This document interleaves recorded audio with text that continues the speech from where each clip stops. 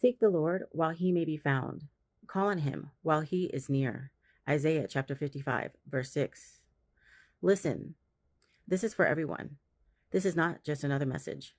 This is a warning. The door is not going to stay open forever. And right now, we are in a time where things are being separated. Wheat and tares, sheep and goats.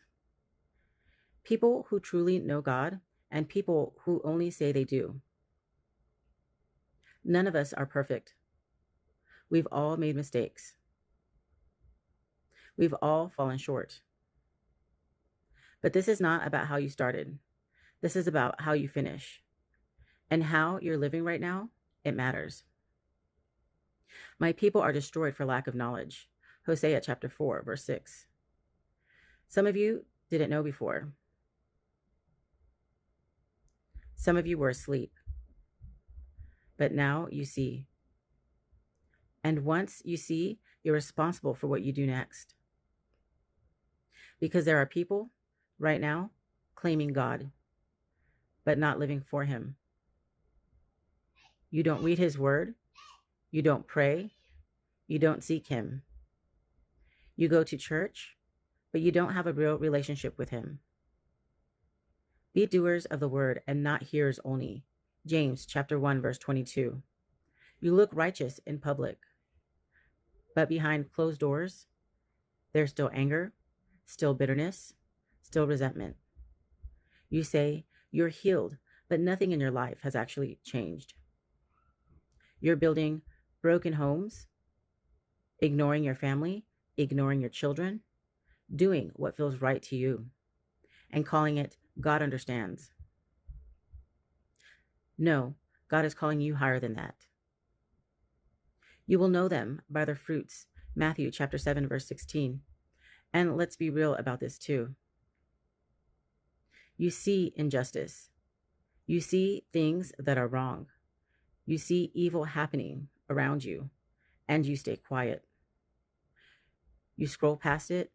You ignore it. You look the other way. You act like it is not your responsibility. But when did following God become staying silent? That is not his heart. Having a form of godliness, but denying its power. 2 Timothy chapter 3, verse 5. There are people living however they want all week, lying, cheating, gossiping, feeding the flesh, and then showing up to church like that covers it. That is not repentance. That is performance. Not everyone who says to me, Lord, Lord, shall enter the kingdom of heaven. Matthew chapter 7, verse 21. God is not looking for performance. He is looking for surrender. Take up your cross daily. Luke chapter 9, verse 23. This is daily, not once a week, not when it is convenient. Daily. Because when you truly know him, your life changes. Your heart changes. Your actions change. Your fruits change. And right now, things are being exposed. Nothing is hidden that will not be made manifest. Luke chapter 8, verse 17. You can feel it. Something is different. People can try to explain it away all that they want, but deep down, they know something has shifted. There will be signs in the sun, in the moon, and in the stars. Luke chapter 21, verse 25. The Bible already told us this would happen. And it is not just in the sky. It is happening everywhere. Things that were hidden are being brought into the light. In people, in systems, in places that we trusted. To everything there is a season. Ecclesiastes chapter 3, verse 1. This is a time of exposure. And with that comes shaking. Everything that can be shaken will be shaken. Hebrews chapter 12, verse 26 through 27. You're seeing it already. In the world, in the weather, in the animals, in the things happening across nations. This is not random. And if you've been paying attention, You're seeing it happen in real time. Wars, rumors of wars, tension building between nations. You will hear of wars and rumors of wars. Matthew chapter 24, verse 26. Things are escalating, not just locally, globally. And what's happening in the Middle East is not something to ignore.